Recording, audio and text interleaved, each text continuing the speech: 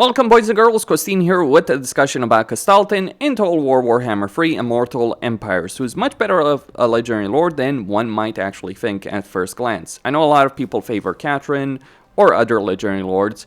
To be sure, Kostaltyn does have some issues in his campaign, primarily the fact that he is going to struggle getting Ice Court supporters in his campaign, just as Catherine is going to struggle to get Orthodoxy supporters. It is absolutely something Creative Assembly should deal with.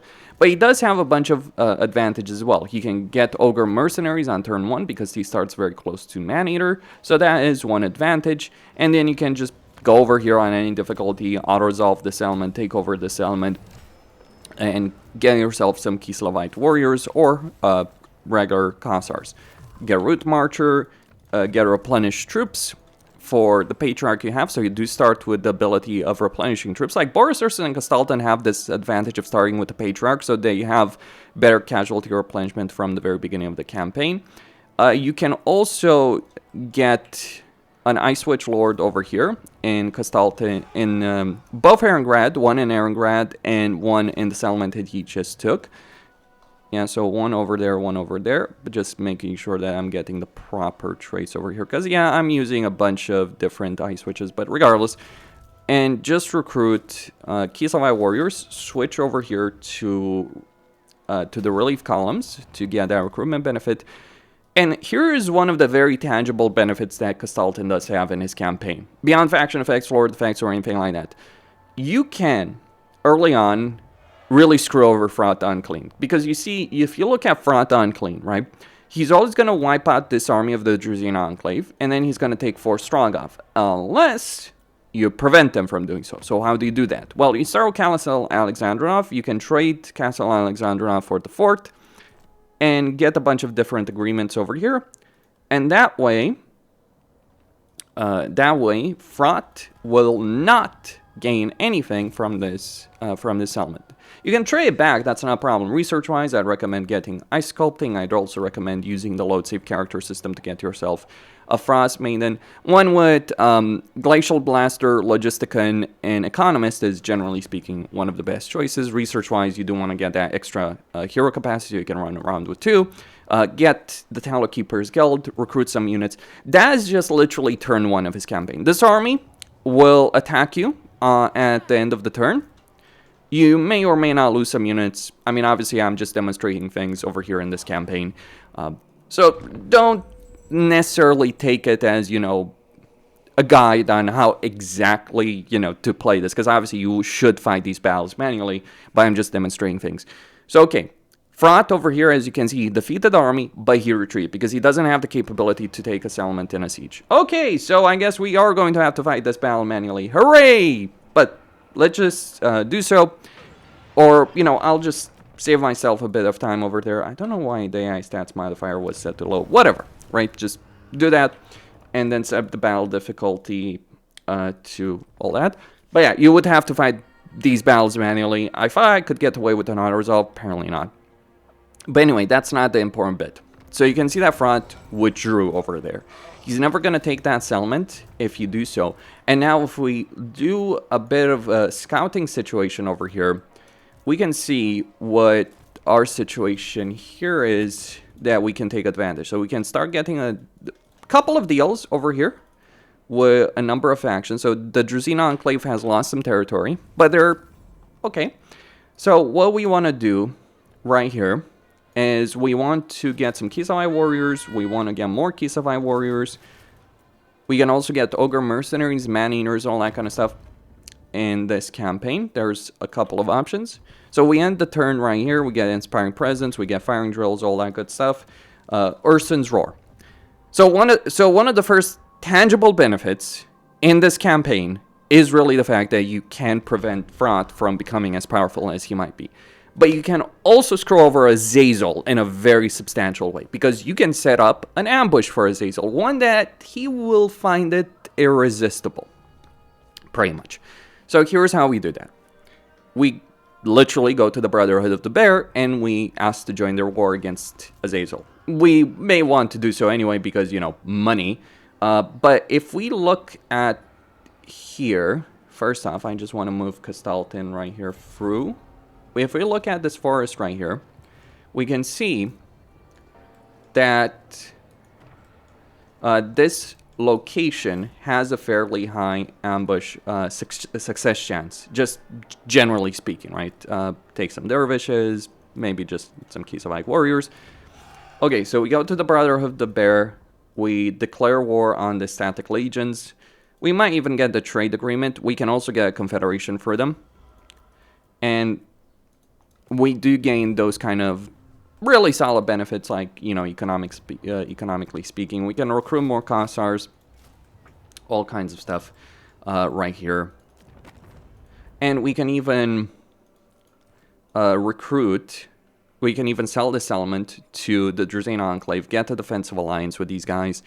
Although, we may want to do a bit of settlement trading over here first and foremost. So, you know, sell for Stragov, then sell Zhosnyek for Fort Stragov, back and forth, back and forth. That will give you a couple of, you know, benefits, but while also still preventing fraud from doing as much damage as you could do otherwise.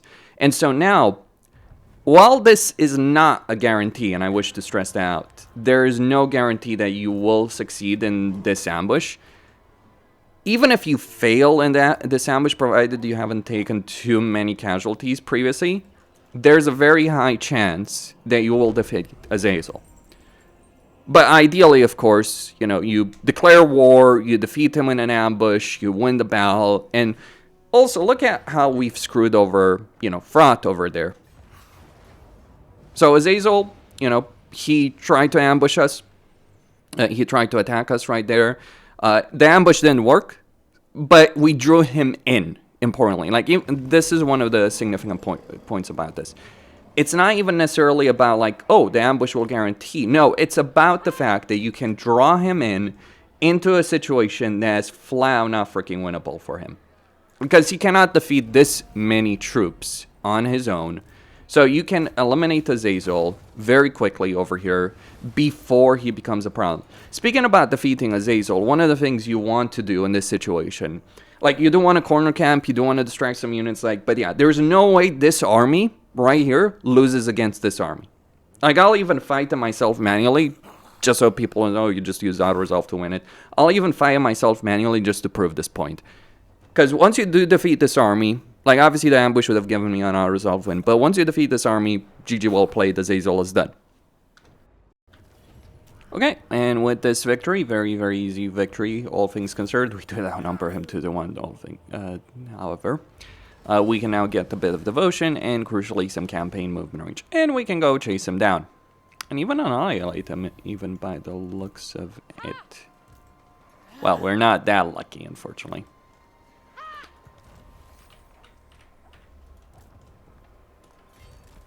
But it doesn't necessarily matter. We leave some of these units behind here, and we send one of the ice switch, and you can send one of the ice switches. Interesting to think about Erengrad as a province, because it's like so weirdly designed, and we can get Erengrad already to a higher tier. We can get that Patriarch over there, get Tor's Battle him. It does work best if you do have Shadows of Change for the Kislev warriors. And we do have that Ice Sculpting benefit right there. Once you have Ice Sculpting, I'd recommend getting Troll Country Pathfinder for the sake of campaign movement range. And yeah, getting another of these lovely ladies over here with the Glacial Blaster.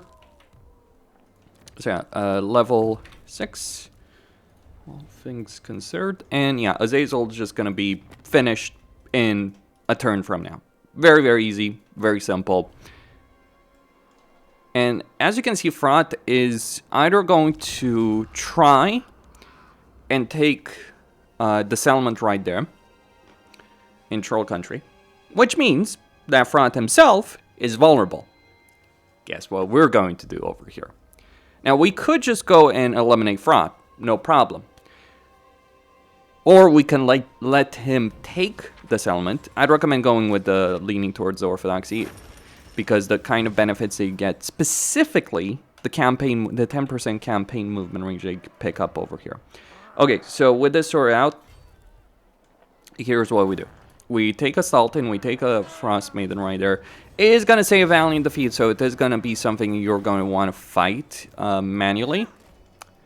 But, okay, so we look at this situation, still says Valiant defeat. When you're about to deal with the Sinnelleos army, to deal with the seduction situation, just go over it again and again. Freaking Valiant defeat. Okay, just, if you ever want to avoid a fucking situation like this, alright. But sack this with one army. There. Take it with another army. Build a barracks over here. And now you can decide, okay, how am I going to deal with this affair, right?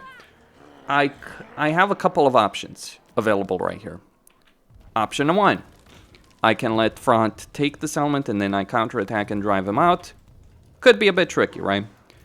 In some situations, but would allow me to get greater concentration of forces over here to just obliterate Front.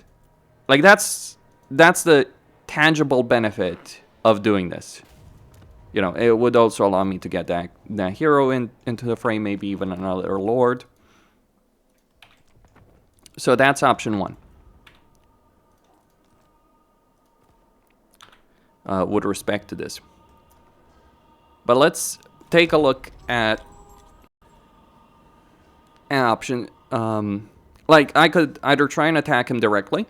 I could, yeah, just let him take over the settlement, take it back, sell it back to the Druzine Enclave, and eventually the goal here is actually to get the confederation with the Druzine Enclave, because we'll get everything that we just lost in terms of, you know, trading settlements and all that kind of stuff back. So, you know, you see Gotrich over there. You know, it's weird when you think about, like, Clan Mulder, because they do have a bit of a tendency. So we can even get that confederation going over here very quickly, but, you know, just let's declare that war, join the confederation, and voila, we got Castle Alexandrinov, we got the Fort Ostrog.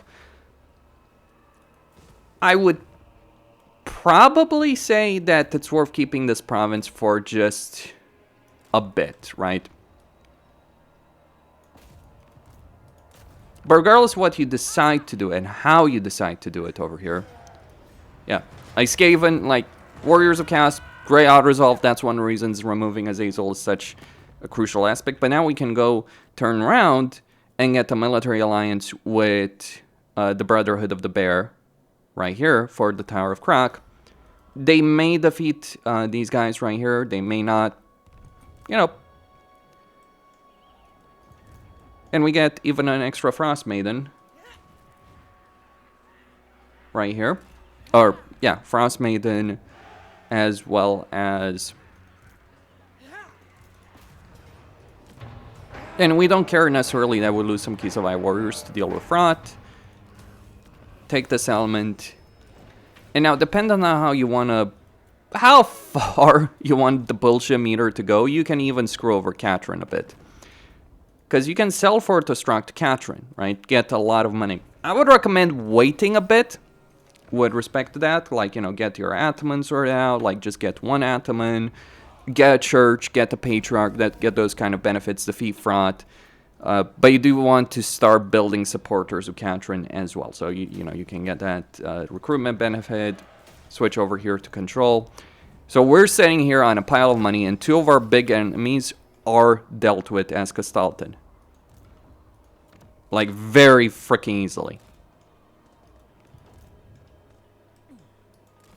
And yeah, we can just send these guys in this army, disband this force, you know, supply line situation, all that kind of stuff. And now we can go on the offensive. Against Front directly in his capital. In fact, I think I'm going to keep that barracks and just, you know, be able to recruit more armor cossars from a second location. So I just wait for that to be constructed. And just get the Patriarch from Fort Ostrog. Once the Patriarch is built, we can get Prague very quickly as well. See, if you're playing a Katrin campaign, yes, you can do confederations, but it's a bullshit game, right? Here I literally did not do, really. Like, I just sold one settlement for another. I did not abuse things to the extent that you kind of have to if you're playing a Catherine campaign. And if we play this well, we can set up an ambush for the Skaven right here. In this situation.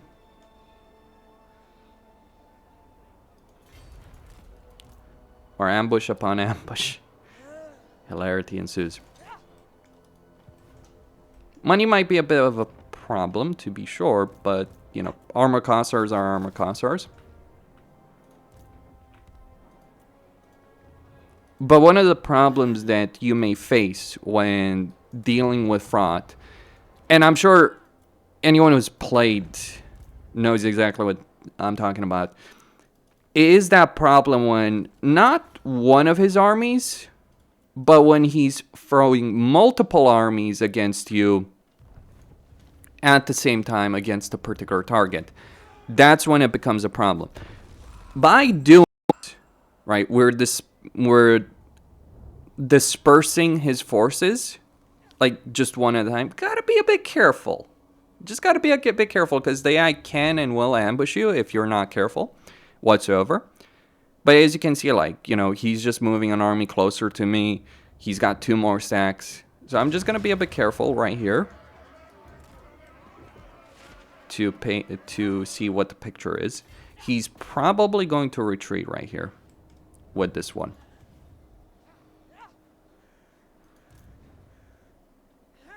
And if we're hardcore enough, we can actually attack freaking Hell Pit, because this army does not really have that much movement range, and even if it does, it might be easier to attack Hell Pit. Skaven don't count as being chaos. Yeah, I know, CA is full of bullshit. I get it. Trust me, I know. We need to be a bit closer.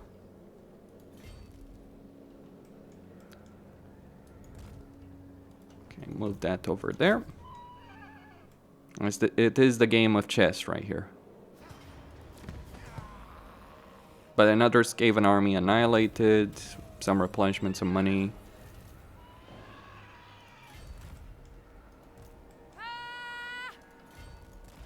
And if you ever need money, there are ways to get it. Very, very easily.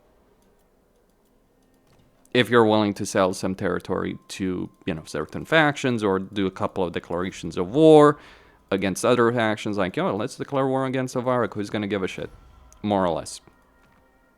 Those dynamics do exist. Or we can look at Festus. Now, if you really want to screw over people... Hockland's still alive, okay. So just some idea, right?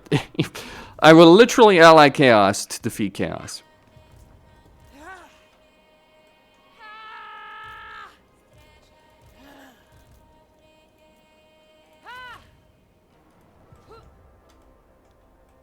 Okay.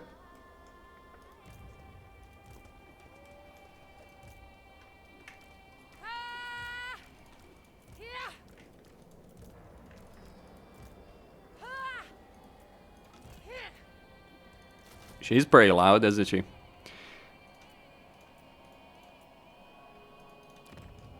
And in 2 turns, we'll be able to really solidify the hold that we have over this entire province. Like, it's just because I want that extra patriarch that, by the way, that this is happening. Like, I could just get Catherine already involved, start getting supporters with her, no problem whatsoever. In fact, I'm tempted to just do just that. Like, you can abuse Help It very, very easily over here. So here's what we're going to do. We're going to besiege Help It itself. That says close defeat.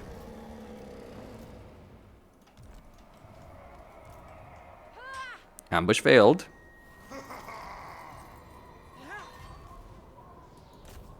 But we can now eliminate the forces outside of Hell Pit, assuming we can chase them down, right?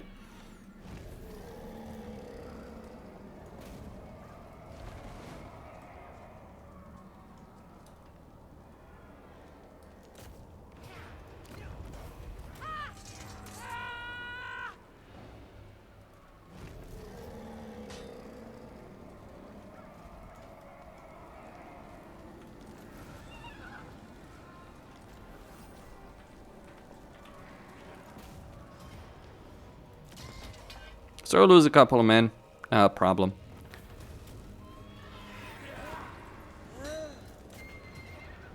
Take down Help It. We might lose a Streltsy.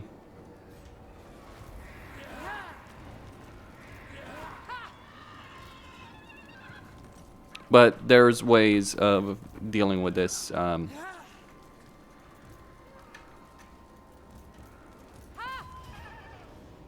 Yep, just changing a bit the auto-resolved result.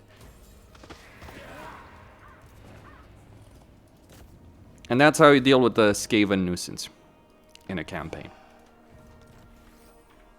And all that sweet money. We can now also disband some of these forces. Like, just literally the Kislev warriors. Might seem inefficient to recruit so many of them if you're just going to disband them instantly, but it gets the job done.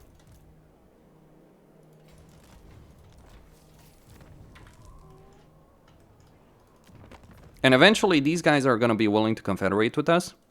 I'm surprised Auckland's still alive. And sometimes it does happen. Sometimes Festus does wipe them out pretty quickly. But if we want a confederation with these guys, not saying we do necessarily in the fastest way possible. We can get rid of Help It. But if we do want a confederation quickly, there's ways to skin a cat. You can just trade them territory, get them to declare war on the maggots. The maggots, yeah, like you can take advantage of the same thing with Katrin. Like, one of the downsides in this campaign is that idea that you are going to want to get Katrin involved in your wars, but again, there's ways to skin this cat. Anyway, so quest battle over here. Prague does actually adore us for a couple of reasons. So now we can get those 2 extra patriarchs. And this is where we start getting involved in some of the fucking bullshit. Or we can actually take Help It. We can take Help It, get a good relationship with him, sell Fort Stragov, maybe get involved in a war over here. We can also declare war on a number of different factions to incentivize these the Kislevite factions to join us in our glorious venture.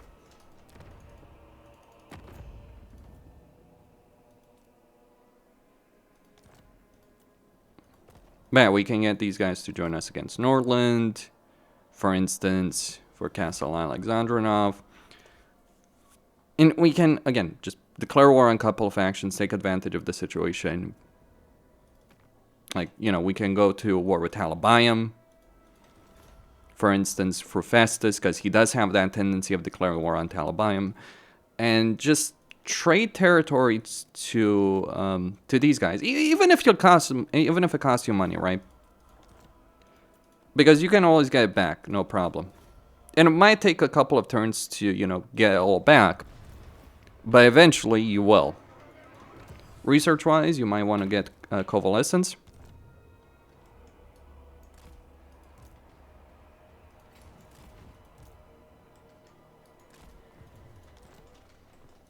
But as you can see, financially, we're doing pretty damn fine, all things considered. Get more growth over here in Erengrad.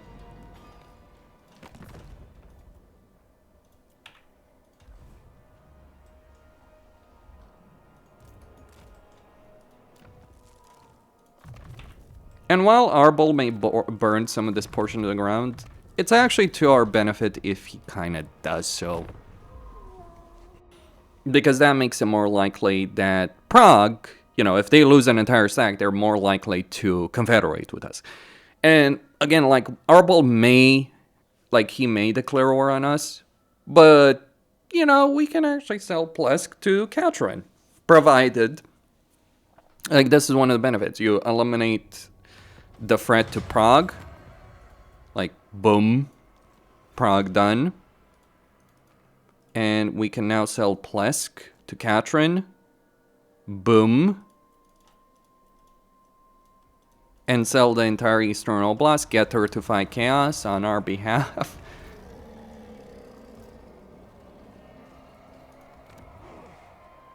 Maybe I should get the Hag Witch. Maybe.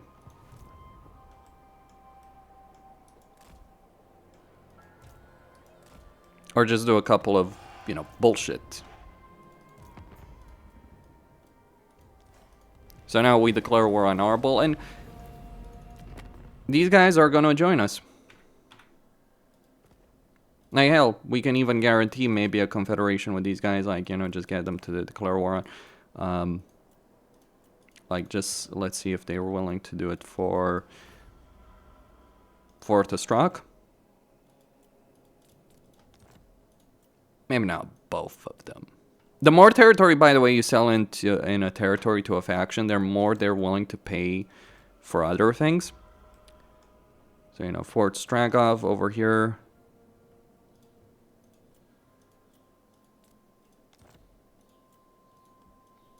Yeah, I mean, you could also ask for money from a faction. And I can assure you, next freaking turn, these guys are gonna join our war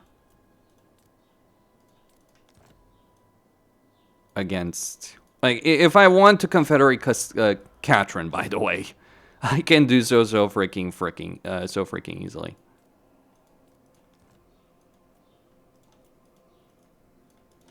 Without the care in the fucking world. And get paid for it, too.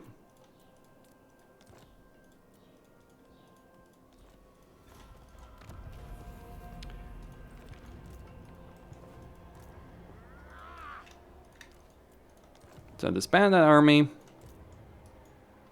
And now let's go meet Malachi. And we got help it back. Hooray! I mean, of course, I probably should have used that extra Ataman, but... Damn.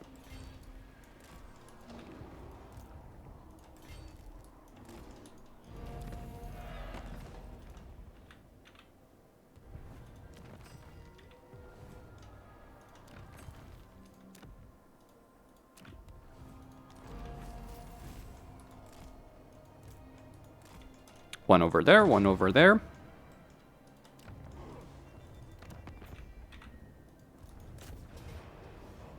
Oh, we'll lose some ogres, but all you really need are to keep those armor cossars. We can even disband one of these armies.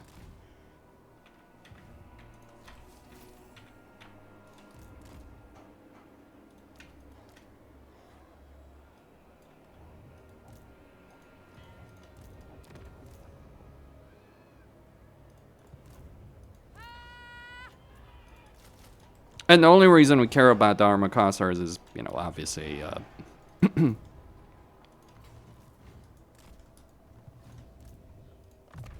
now we can get access to Kostaltyn's special skill line, right here.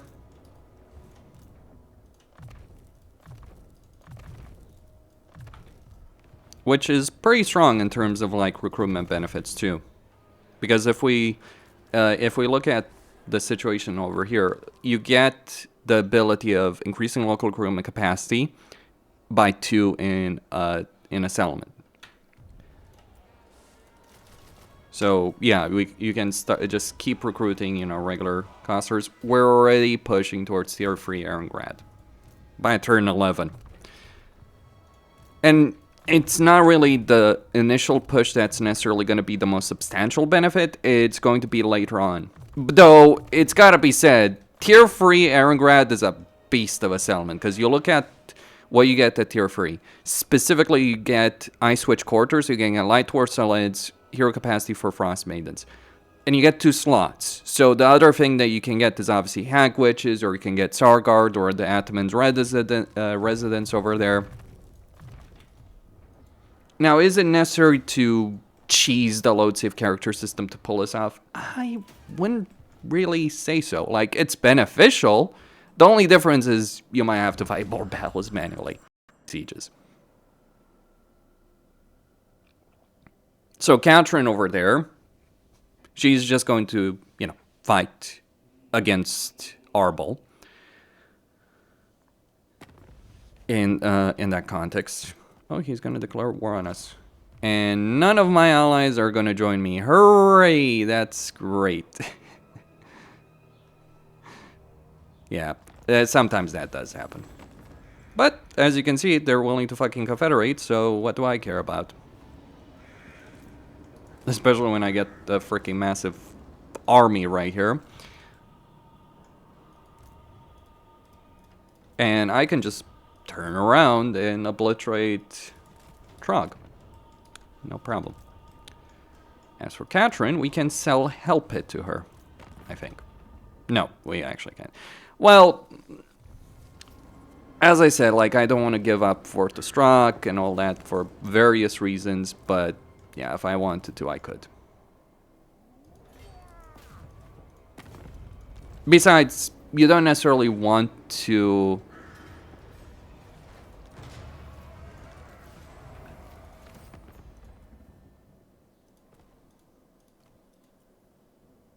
And then you get the Kafan Caravan. You don't necessarily want to confederate Katrin as quickly as possible.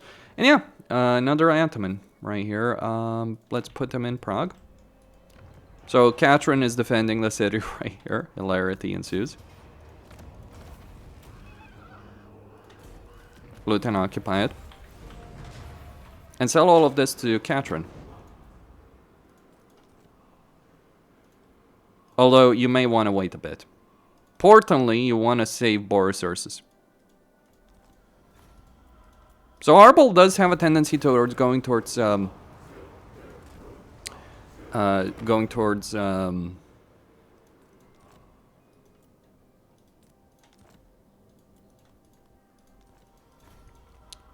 towards Prague and wiping it out if Frot doesn't wipe it out first.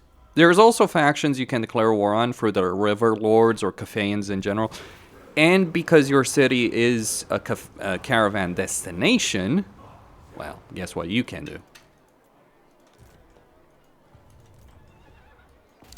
But yeah, like, maintaining this number of armies is obviously not a viable freaking tactic. Just the supply lines themselves are annoying me right here, really, more so than anything else. But our goal is to take the Frozen Landing.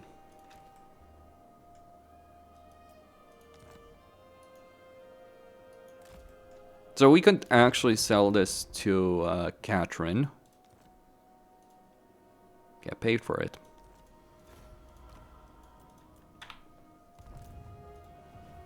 Is she actually at war with him? No, she's at war with the Magav. But yeah, you want to be fighting Katrin's enemies so that you can get Ice Court supporters right here. So Trog might be marching on one of our settlements, but we look at the situation that we do have over here in terms of forces. It's gonna be a problem. I won't deny it, but we can also just fuck him over one way or another.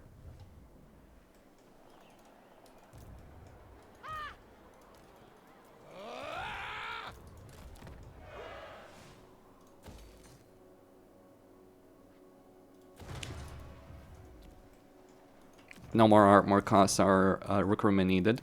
Prague is gonna get to tier 3 quickly enough. When you get Prague, make sure you get rid of both these buildings. Like, I probably should have done that a turn ago. You got Blizzard. Okay. So we secured the coastline. Actually, I think Kostaltyn can do that. Yeah, fairly easily. So Trog is going to start marching towards us, but he's at war with Malachi. So Malachi, Katrin should protect your flanks. Oh, he's gonna take the Tower of Prague. Whatever shall I do? A useless element. Now worry.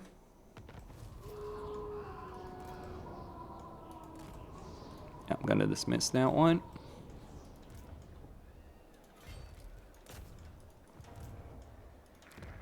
Norscan has no walls.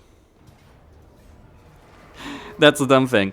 Like, Norscan literally has no walls. Once you've finished with that bit of research, you should go for Iron River Stone. Everything else kind of not really important, but these two benefits are pretty useful. So we just move that army right there. We move Kostaltyn to deal with the last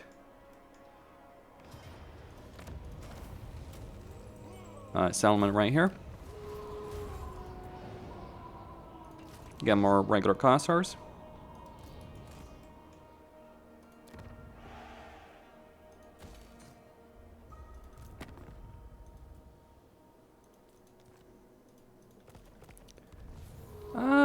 I mean, Arbol's won, quote unquote, but he's also lost a lot, so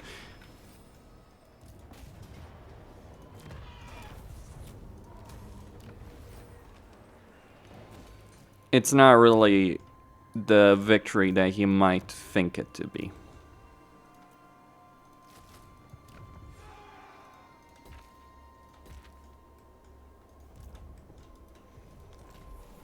Man, our goal here is saving Borosursus from annihilation. Once you see he's in a war with Archaon, declare war on Archaon because you want to remove the pressure from him. And as for these kind of factions that, you know, you may have declared war on earlier, you can get peace agreements pretty quickly. Like Erengrad, pretty safe from most attacks. You can declare war on Snitch for cafe and caravans, you know, get those trade agreements going. All kinds of different things as well. Also, you know, you can go over here, declare war on Nakai and the Dead Flag Fleet, and just get like... The Eastern River Lords are always a great source of income whenever I meet them as any faction, just because, yeah, they're at war with two different factions, and they'll pay a lot of money to join that war.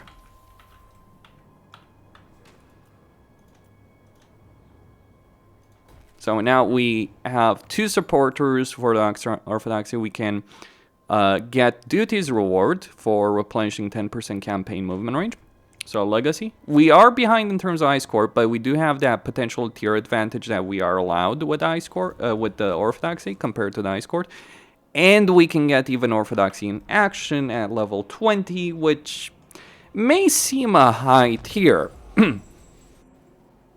to be sure.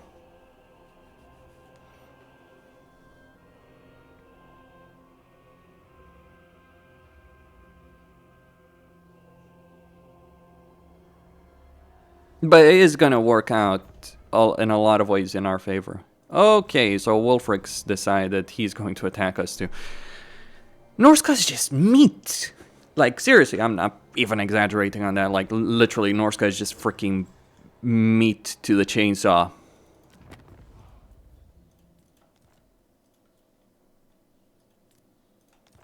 Now, Katrin may not necessarily be so willing to join some of these wars because, you know, various reasons at this stage.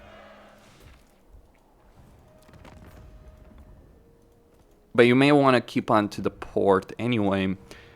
I'm just going to pull back this Patriarch right here. Get a bit of growth, get the frozen landing.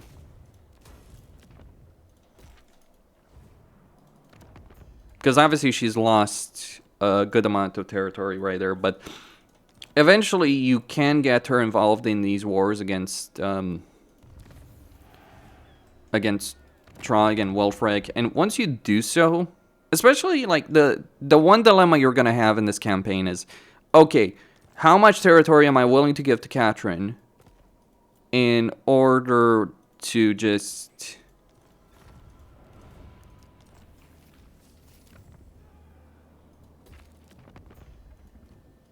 ensure that she's joining the conflicts that I want her to join, but at the same time, you know, no, obviously not giving her necessarily too much, because that would obviously be a pretty bad idea.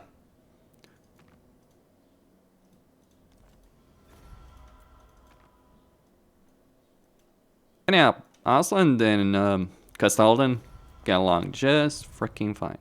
Eventually, Norlin might attack you. Well, maybe. They got a couple of utter pressing issues. Like, you might think, oh, you're only at war with them. Yeah, but the AI doesn't ignore its own enemies. Like, Norscan's pressing down from the north. So, that is you do have an issue with Katrin, like getting her to join. Like, unless you're willing to sell Fortestrock or Prague to her, which, yeah, I would never sell freaking either of them to Katrin, because there's a useful landmark in Troll Country, there's a useful landmark over there. There's obviously significant benefits to holding Prague, so it's just something that takes time.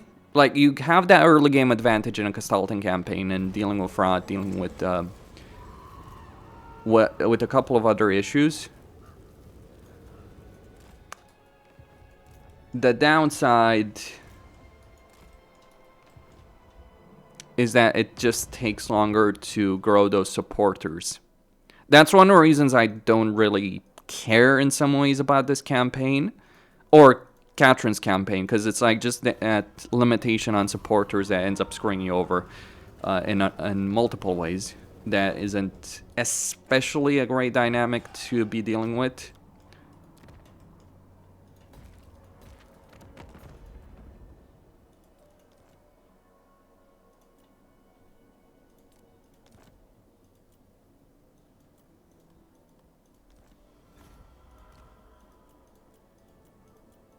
But at least you can, you know, eliminate chaos problems in this campaign.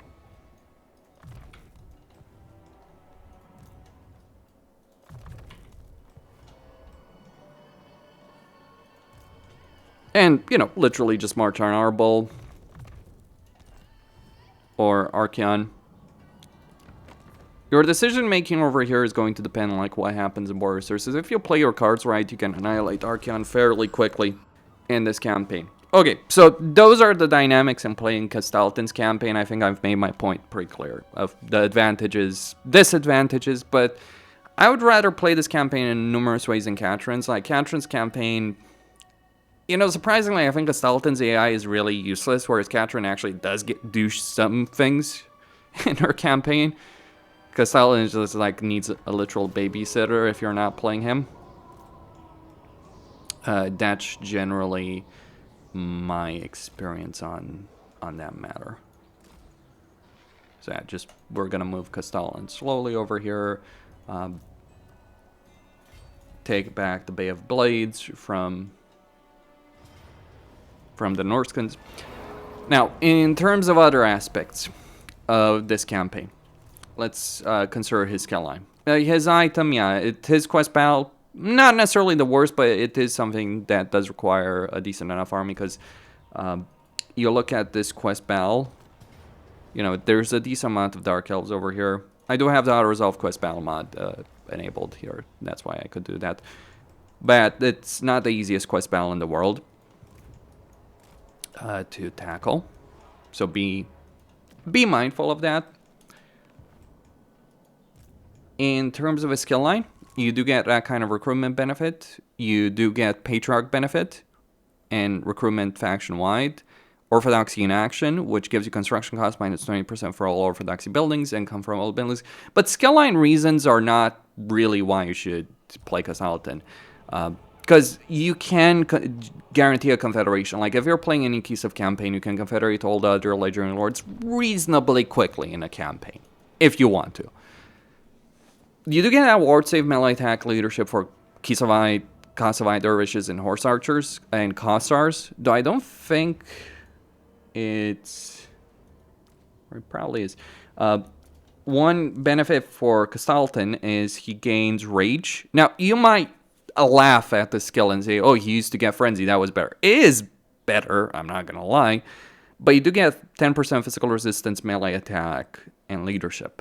It's really just the melee attack and physical resistance that are useful here. They did nerf him a bit, but it's like the Kislev is just so much stronger right now. You do get Blaze of Devotion, Aura of Immolation, all those kind of sweet benefits right there that you can use. Norscan ones. And the benefit of eliminating Fraught and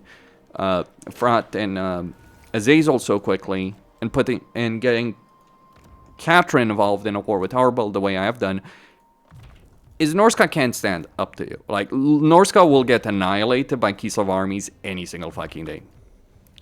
So you essentially end up in a situation. The one downside, it's a bitch to get Katrin involved in that war. Like, over here, like, the only options I would have is, like, I could sell all of this. Right? I could sell Fort to Strock. To Katrin. If I wanted to get her involved in this kind of war. But, you know, it's not especially a great choice, if you will. I mean, I could make it work.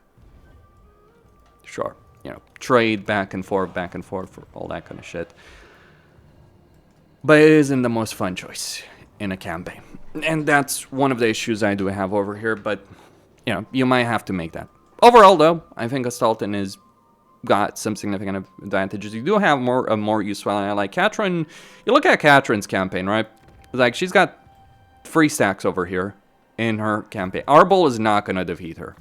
Vlad and Aazil do defeat Kostaltyn. And it's also the fact, if you're playing a Katrin campaign, or you're playing any other Kislev campaign, you still have to deal with Vlad and Aazil. But you just give them that time, because Katrin can't defeat Vlad so quickly, even though he can confederate the Druzina Enclave before Vlad takes Fort Ostrak. It's still that annoyance to tackle. Anyway, that's all I had to say. Kostaltyn signing out.